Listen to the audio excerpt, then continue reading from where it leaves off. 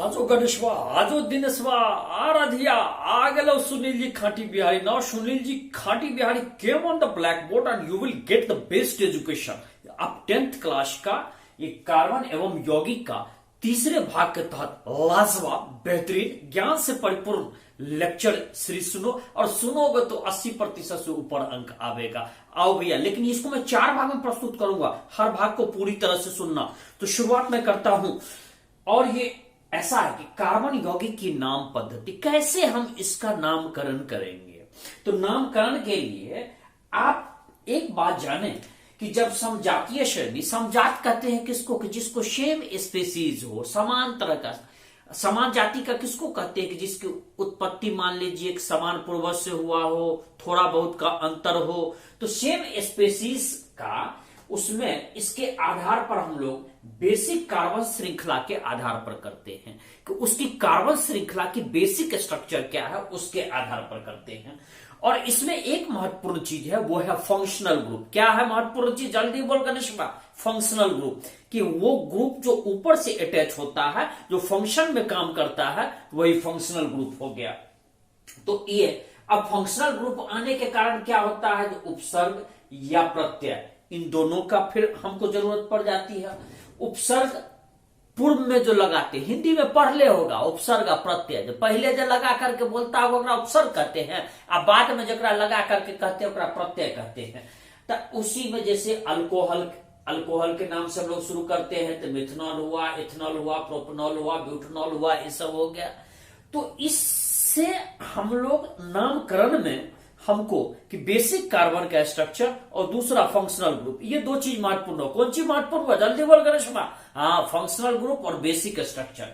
अब functional group जो होता है, जिसको प्रक्रियात्मक समूह भी कहते हैं, उसके आधार पर हम इसको नाम देते हैं. मान लीजिए कि प्रोपेन, जानते हैं तो प्रोपेन का जब भी आप कोई फंक्शनल ग्रुप अटैच कीजिएगा, तो ये ई है ना, ई, इस ई को काट दीजिएगा, इस ई को आप हटा दीजिए, तब बच गया क्या, तो PROPN. ये मान लीजिए इसको हम लोग कहते हैं कि स्केलेटन बचा. और ई जो आपका ONE है, इसको हम लोग हटा करके, या मान लीजिए आपका जो ANE है, ये आपका प्रोपेन जो था, इसका हम ई हटा लिए. इसके बाद हम अन्य चीज को अटैच करेंगे. अटैच क्या करेंगे कि या तो मान लीजिए कि आपका असंतृप्त कार्बन श्रृंखला में नाम उसी अनुसार सब लोग अटैच करते हैं, अनसैचुरेटेड है, तो ANE के स्थान पर या तो हम ENE लगा देंगे, और नहीं तो YNE लगा देंगे. अब कहां लगावेंगे, ANE के स्थान पर ENE, प्रोपीन कहेंगे या प्रोपाइन कहेंगे. कहां, तो यदि द्विआबंध हो, माने कि आपका दो इलेक्ट्रॉन का यदि को शेयरिंग किया हो, द्विआबंध हो, डबल बॉन्ड हो, तो उस स्थिति में हम इस श्रृंखला को प्रोपीन कहेंगे. प्रोपीन अर्थात कि ANE हट गया और हमको लगा ENE. द्विआबंध वाला डबल बॉन्ड में क्या करेगा, तो ENE लगेगा. जल्दी बोल रधिया, तू बोल. डबल बॉन्ड में ENE लगेगा. और यदि ट्रिपल बॉन्ड है या त्रिबंध, 3 गो बंध जिसको कहते हैं त्रिआबंध यदि आपको है त्रिआबंध, तो उस स्थिति में उसमें YNE लगेगा. तो याद हो गया, त्रिआबंध YNE, और 2 आबंध उसमें लगेगा ENE. तो 2 आबंध प्रोपीन और यदि त्रिआबंध प्रोपाइन. अब आगे बढ़ते हैं, हम लोग देखते हैं फंक्शनल ग्रुप में अब कोई एक्स्ट्रा चीज जो अटैच कर देते हैं या कोई फंक्शनल ग्रुप लगा देते हैं, तो उसका नामकरण कैसे बदल जाएगा. बड़ा आसान है, एकदम आसान है, बहुत आसान.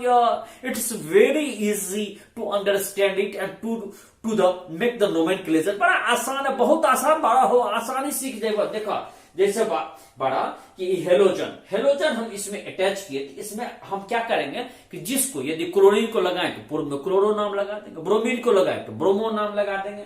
वही काम किए. देखिए यहां पर कार्बन के साथ 3 गो हाइड्रोजन, कार्बन के साथ 2 गो हाइड्रोजन, कार्बन के साथ 2 गो हाइड्रोजन, एगो क्लोरीन लगाए हुए हैं. इस क्लोरो को हम पहले नाम कहेंगे क्लोरोप्रोप. इसको क्या कहेंगे, ये प्रोपेन था, इसमें हम सिर्फ एक हाइड्रोजन हटा करके और क्लोरीन लगाए हुए थे, इसीलिए इसको पहले कहे क्लोरोप्रोपेन. फिर चले आइए अल्कोहल। अल्कोहल का जो अनुलग्नक होता है वो हम लोग कहते हैं कि ये इसको ओ अनुलग्नक अल्कोहल कहते हैं। ओ जैसे ऑल, तो अल्कोहल, उसमें हम लोग फंक्शनल ग्रुप जो OH लगाते हैं, तो वही आपका प्रोपेन था। जैसे मान लीजिए C3, तो यहां हो गया C3H8 आपका सूत्र था। तो देखिए 1 2 3 4 5 6 7 हाइड्रोजन लग गया, एगो हाइड्रोजन को डिस्प्लेस करके यहां OH लग गया, अब अल्कोहल बन गया, अनुलग्नक हो गया ऑल। अब इसको कहेंगे प्रोपेन था मूल बेसिक, ऊपर से लग गया ऑल, तो प्रोपेनॉल क्या हो गया, प्रोपेनॉल। याद रहेगा ना, हाँ बिल्कुल ठीक। चलो भैया अब एल्डिहाइड आओ। एल्डिहाइड का अनुलग्नक होता है AL, तो उस स्थिति में हम लोग जैसे ठीक वही प्रोपेन में ही लगा दिए, सिर्फ एक हाइड्रोजन को हटा करके और यहां पर O लगा दिए। अब हमारा इसका नाम हो गया, ये जो अनुलग्नक है प्रोपनाइल, इसको कहते हैं प्रोपनाइल। फिर इसी तरह से कीटोन को लास्ट में ONE से ही हम लोग ऑन कहते हैं। तो इसका भी एक हाइड्रोजन हटा करके इसमें ऑक्सीजन के साथ डबल बॉन्ड बनाता है और इसको कहते हैं प्रोपनोन। चूंकि कीटोन हम लगाए हैं, अल्डिहाइड लगाए हैं, तो वही स्थिति में हम प्रोपनाइल कहे थे। बस जो फंक्शनल ग्रुप आपने अटैच किया उसी के अनुसार इसका नामकरण होता। बड़ा आसान है, बहुत आसान है। It's very easy to understand it and to the make the nomenclature. Now come ये कार्बोक्सिल अम्ल, तो जब हम कार्बोक्सिल अम्ल जोड़ते हैं वही चीज है। एक हाइड्रोजन को इसमें मान लीजिए 2 हाइड्रोजन हटा है। देखिए यहां आपका 1 2 3 हाइड्रोजन लगा हुआ है, इस कार्बन के साथ 2 हाइड्रोजन लगा हुआ है, इस कार्बन के साथ एगो हाइड्रोजन यो गायब है और एगो यो गायब है। यहां पर O के साथ डबल बॉन्ड है और OH लगा हुआ है, यही OH और O, यही तो कार्बोक्सिल ग्रुप होता है।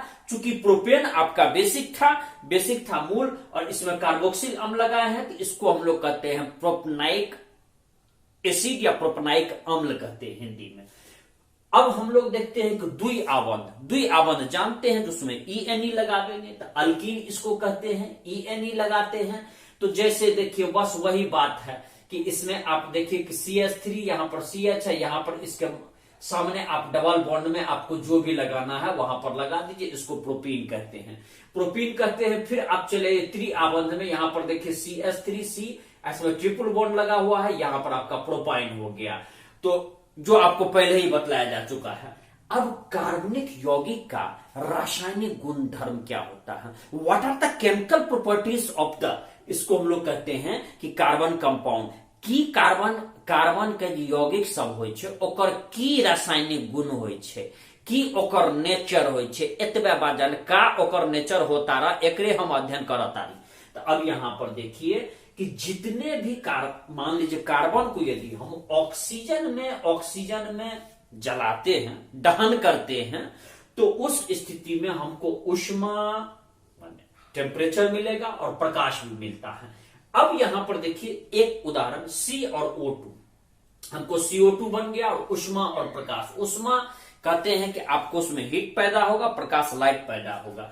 फिर आइए मीथेन को भी हम ऑक्सीजन के साथ, ऑक्सीजन में हम दहन किए ऑक्सीजन की उपस्थिति में, तो हमको फिर CO2 और H2O बना, ऊष्मा और प्रकाश मिला। ऊष्मा और प्रकाश एकदम बेसिक है, वो आएगा ही आएगा। इसी तरह आप आइए C2H5OH है, उसको हमने O2 के साथ, इसको भी हम O2 की उपस्थिति में, इसको भी हम दहन किए, तो हमको कार्बन डाइऑक्साइड और जल मिला, H2O और ऊष्मा और प्रकाश मिला। अर्थात ये सामान्य बातें हुई कि कार्बन का किसी भी यौगिक को ऑक्सीजन में यदि हम दहन करेंगे तो हमको कार्बन, इसमें हमको जो भी मिले लेकिन ऊष्मा और प्रकाश जरूर मिलेगा। जल्दी बोल गणेश, कथी मिलेगा रे, कौन सी एसेंस से, ऊष्मा और प्रकाश। मारबो 10 गिनबो 1, हाँ जल्दी बोल, एकदम बिल्कुल सही बोल। हाँ अब आओ, अब देखो कि संतृप्त हाइड्रोकार्बन को यदि हम ऑक्सीजन को उपस्थिति में जलाते हैं तो बिल्कुल स्वच्छ ज्वाला निकलेगी। स्वच्छ ज्वाला माने क्या कि आप देखिएगा गैस के जो जलाए होइएगा तो एकदम नीला रंग का निकलेगा, उसमें करखा नहीं लगता है। गैस के चूल्हा पर खाना बनेगा, करखा नहीं लगेगा, तो उसमें एकदम फ्रेश निकलेगा, बहुत कम के बराबर, बहुत कम उसमें, तो उसके पेंदी में किसी भी तरह का काला नहीं लगेगा। तो संतृप्त हाइड्रोकार्बन असंतृप्त हाइड्रोकार्बन को यदि आप दहन कीजिएगा तो इतने धुआं निकलेगा, ओकरा फूकत फूकत फू फू फू करते करते, अब जैसे चूल्हा में पहले आंच लगाता था, ओकरा बहुत बिहार में घूरा फूकता होगा, ओकरा फू फू करे जो है सांस, और उसमें धुआं निकलेगा और अत्यधिक काला धुआं उससे निकलता है। वो असंतृप्त हाइड्रोकार्बन का वो दहन करने के कारण ऐसा होता है। लेकिन गैस, केरोसिन, इन सब में आपको नहीं होगा। और एक चीज और देखे होगा, आप गैस और केरोसिन के बर्नर में देखिएगा छेद होगा। काहे छेद रहता है? और छेद से ऑक्सीजन आपको उसमें अटैच होता है, मिलता है। ऑक्सीजन अटैच होने के कारण दहन बहुत अच्छा होता है। और अच्छा होता है इसलिए आपको उसमें कि अपर्याप्त दहन ना होगा और उसमें करखा नहीं लगेगा। तो यही, अब यदि वायु छिद्र अवरुद्ध हो गया तो उस स्थिति में आपका करखा लगेगा। तो अब आइए कि कोयला और पेट्रोलियम को यदि हम जलाते हैं, इसमें यदि नाइट्रोजन और सल्फर यदि मौजूद है, तो उसमें सल्फर और नाइट्रोजन क्या होता है कि इसको जलाने के बाद ये ऑक्साइड बना देता है, और ऑक्साइड बना देता है, ये पर्यावरण के लिए ये प्रदूषण फैलाता है। इसलिए आपको कोशिश ये करनी चाहिए कि आपके पेट्रोलियम में ये सब तत्व ना हो, यही प्रदूषण फैलाता है। इसी के लिए आप देखिएगा कि प्रदूषण जांच केंद्र में भी जाना पड़ता है, आपका गाड़ी को जांच करवाना पड़ेगा और किस तरह का पेट्रोल इस्तेमाल करते हैं। अब कोयला और पेट्रोलियम का निर्माण कैसे होता है? कोयला तो आपका नवीकरणीय ऊर्जा तो है नहीं, ये अनवीकरणीय समाप्त हो जाएगा। पेट्रोलियम भी ऐसा नहीं है, समाप्त हो जाएगा आज कल। तो इसकी उत्पत्ति जो होती है हजारों हजार लाखों वर्ष के बाद होती है। कोयला और पेट्रोलियम का निर्माण इसमें आपका जैव मात्रा से हुआ है, और इसमें जैव मात्रा से या कोई जैविक आइटम होता है, जैसे भूवैज्ञानिक प्रक्रिया से कोई ज्योग्राफिकल इवेंट्स होती हैं, जिसमें लाखों वर्ष पुराने वृक्ष या आप कोई उसमें ले लीजिए आप पौधा का अवशेष, किसी कारणवश भूकंप हो, ज्वालामुखी हो, जलजला आवे, बाढ़ आवे, कुछ ही किसी कारणवश ये आपको धरती के नीचे दब जाता है। दब जाता है और चट्टान के परत के बीच में आ गया, तो उस स्थिति में वो धीरे धीरे आपको कोयला बन जाएगा। नए यदि लाखों वर्ष पुरान यदि तेल और गैस का निर्माण ये होता है, तो छोटे समुद्र मान लीजिए कि आप समुद्री पौधा हुआ या पौधा का अवशेष हुआ, ये यदि समुद्र के तल के नीचे दब गया या फिर मान लीजिए कि गाद से ढक गया, तो उसमें क्या होता है कि बैक्टीरिया पनप जाता है। ये बैक्टीरिया ऐसा पनपता है, और जब उसका दाब ज्यादा होगा और फिर दाब ज्यादा होने के कारण वो पिघलने लगता है। पिघलने माने उसको ये कहिए जब दाब ज्यादा होगा तो उस स्थिति में आपका पिघल करके वो तेल बन जाएगा। तेल के ऊपर उस प्रक्रिया में गैस भी मुक्त होती है, तो तेल और गैस दोनों मिल जाता है। इसीलिए आप देखिएगा कि तेल के ऊपर वाले लेयर पर गैस भी हमको मिल जाता है। आप बॉम्बे हाई में चले आइए तो तेल भी निकलता है, गैस भी निकलता है। तो ये दोनों अब देखते हैं कि हम कैसे इसको संकलन अभिक्रिया, किस तरह से हम उसको संकलित करते हैं, किस तरह से उसको बनाते हैं, निर्मित करते हैं। तो आप देखिए कि पैलेडियम और निकेल, दोनों का नाम याद रखिएगा। कौन कौन चीज? पैलेडियम, निकेल, ये दोनों ऐसा है, ये उत्प्रेरक का काम करता है। उत्प्रेरक का काम की है? उत्प्रेरक हम जल्दी बोल गई थी, थोड़े से पूछ रहे हैं। हाँ, उत्प्रेरक का काम ये है कि ये आपका किसी रासायनिक अभिक्रिया में भाग लेता है, उसका स्पीड बढ़ा देता है, लेकिन वो भाग लेता नहीं है, बल्कि वो स्पीड बढ़ा देता है, स्वयं भाग नहीं लेता है, स्वयं चेंज नहीं होता, उसका स्पीड को बढ़ा देता है। तो वही पैलेडियम और निकेल उत्प्रेरक का काम करता है, और ये असंतृप्त हाइड्रोजन को जोड़ करके संतृप्त बना देता है।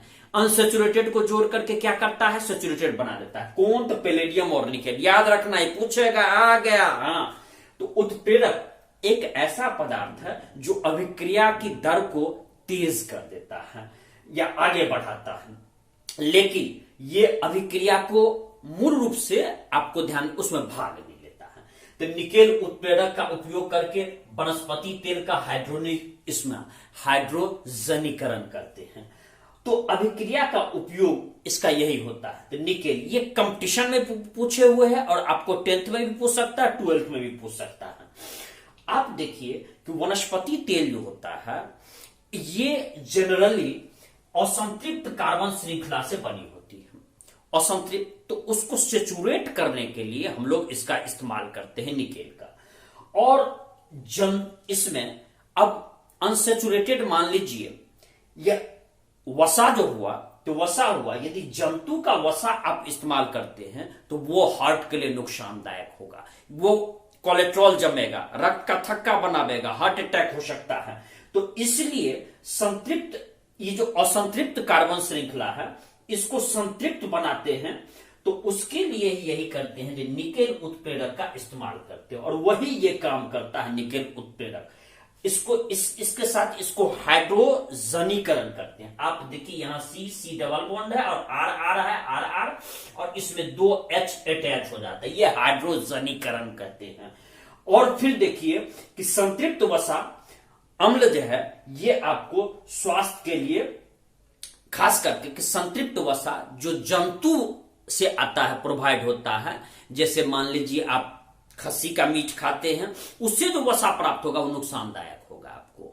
तो उस स्थिति में उसको हम लोग को कि उस जंतु वसा को जो आपका रहता है उसको संतृप्त करने के लिए या उसको हाइड्रोजनीकरण करने के बाद आपके स्वास्थ्य के लिए जो है ये हानिकारक नहीं रह जाएगा और ये संतृप्त हो जाएगा। और असंतृप्त खास करके जंतु वसा यह हानिकारक है, उसी को हम लोग निकेल से इसको हाइड्रोजनीकरण करते हैं और लाभदायक बनाते हैं। यही इतनी बात रही। चौथे भी आपको भाग लेकर के मैं बहुत जल्दी हाजिर होने वाला हूं।